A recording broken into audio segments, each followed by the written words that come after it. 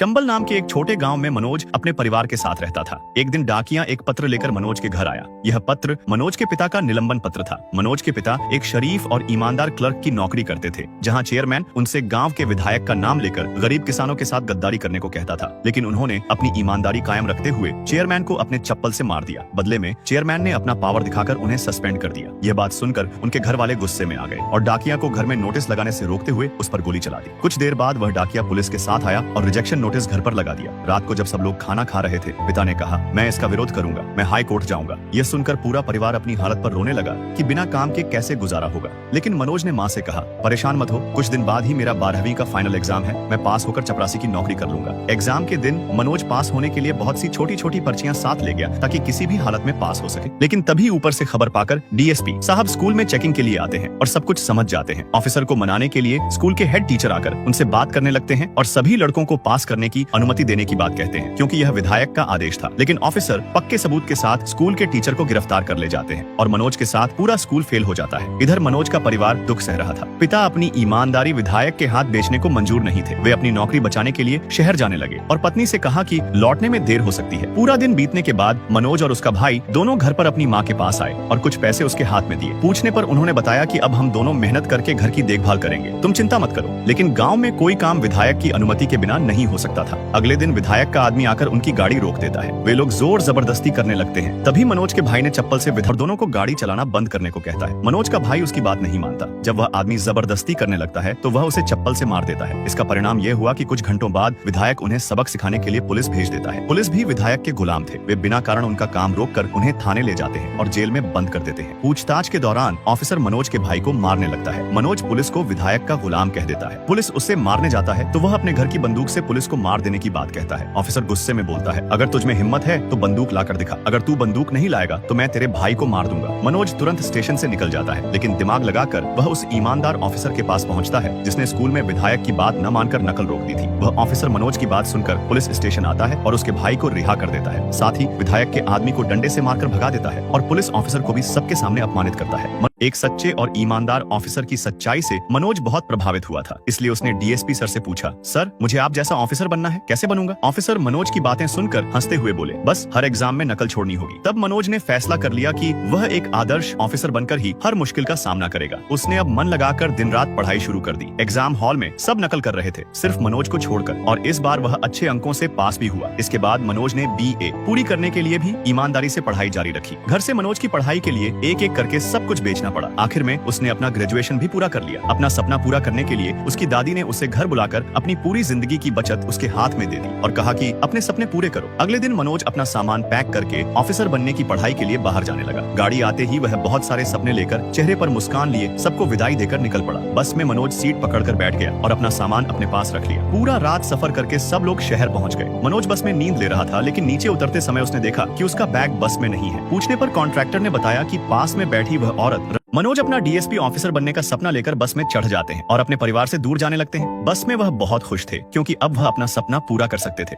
पूरी रात यात्रा करने के बाद सुबह सब लोग शहर पहुंच जाते हैं, जहां बस में मनोज सो रहे थे। उठते ही उन्होंने देखा कि उनका बैग गायब था। कॉन्ट्रैक्टर से पूछते ही बताया गया कि बगल में बैठी वह औरत रात को ही बैग लेकर उतर गई। मनोज उदास होकर नीचे ढूंढने लगे, क्योंकि उस बैग में उनके सारे पैसे और सामान थे। मनोज चुपचाप उदास होकर एक गेट के पास रात बिताने लगे। अगले सुबह जब कोचिंग सेंटर खुला तब वह वहां जाकर PCS का एडमिशन लेने के लिए पूछने लगे, लेकिन वहां उन्हें एक और झटका लगा। सरकार ने 3 साल के लिए एडमिशन पर रोक लगा दी थी। अब ऑफिसर बनने के लिए उन्हें 3 साल इंतजार करना था। मनोज पूरी तरह से टूट गए थे। वह घर भी नहीं जाना चाहते थे, क्योंकि उन्होंने अपने घर का सारा पैसा गंवा दिया था। भूख से तड़पते हुए वह एक कैंटीन के बाहर रात बिताने लगे। अगली सुबह जब भूख बर्दाश्त नहीं हुई तो वह दुकानदार के पास जाकर खाने के लिए बोले और बदले में सब कुछ काम कर देने की बात कही। उनकी हालत देखकर दुकानदार ने उन्हें एक प्लेट खाना दे दिया। मनोज ने भूख में खाना 1 मिनट में खा लिया और संतुष्ट होकर दुकानदार से पूछा कि क्या काम करना है, लेकिन दुकानदार ने उन्हें जाने के लिए कह दिया। मनोज ईमानदार थे, वह भीख का खाना नहीं चाहते थे। तभी उनका पैसा एक लड़का देना चाहता है, जो खुद एक लड़का भूख और प्यास से तड़पते हुए खाने की तरफ देख रहा था, लेकिन पैसे न होने के कारण वह भूख से ही समय बिताने लगा। अगले दिन भूख से बेहाल होकर वह एक दुकान के पास गया और कुछ खाने की मांग की। बदले में उसने कहा कि वह दुकान का सारा काम करने के लिए तैयार है। दुकानदार ने उसका हाल देखकर उसे खाना दे दिया। वह लड़का खाना पागलों की तरह खाने लगा। असल में वह लड़का डीएसपी ऑफिसर की पढ़ाई के लिए शहर आया था, लेकिन उसका पैसा और सारा सामान चोरी हो गया था। ऑफिसर बनने का कोचिंग भी 4 साल के लिए बंद हो चुका था। इसी वजह से वह अपनी इस हालत में घर भी नहीं जा सका। खाना खाने के बाद उसने दुकानदार से काम मांगा, लेकिन दुकानदार ने उसे जाने के लिए कह दिया। लड़का मुफ्त का खाना नहीं चाहता था, इसलिए वह दुकानदार से बहस करने लगा। तभी पीछे से एक और लड़का आया और उसका पैसा देने की कोशिश की। जब उसने पूछा तो पता चला कि वह भी ऑफिसर की पढ़ाई के लिए आया था, लेकिन अब दिल्ली जा रहा है आईपीएस की पढ़ाई करने। यह सुनकर गरीब लड़के ने पूछा, ये आईपीएस क्या होता है? उसका सवाल सुनकर अजनबी लड़का हंस पड़ा और बोला, आईपीएस ऑफिसर डीएसपी ऑफिसर का बाप होता है। एक डीएसपी ऑफिसर को 10 साल काम करने के बाद आईपीएस बनने का चांस मिलता है। यह सुनकर गरीब लड़का भी बोला कि वह भी अब आईपीएस बनेगा। उसने उस लड़के से